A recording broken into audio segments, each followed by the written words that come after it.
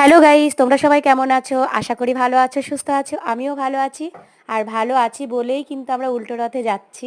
এই দেখো, মেয়েরা সারা গ্রাম হেঁটে হেঁটে এত ক্লান্ত, ওরা আর পারছিল না, কিন্তু ওরা নাচ এতই ভালোবাসে। আর প্রভুর ইচ্ছে থাকলে সব কিছুই হয়।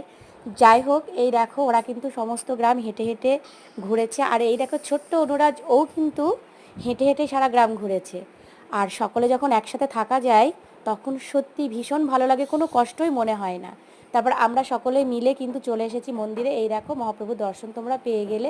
আর আমরা এখানে এসে খুব নাচাগানা করেছি, খুব ভালো লাগলো।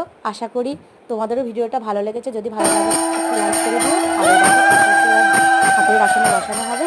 ততক্ষণে তোমরা ভালো থেকো, সুস্থ থেকো। ভালো লাগলে একটা প্লিজ লাইক করে দিও। টাটা বন্ধুরা।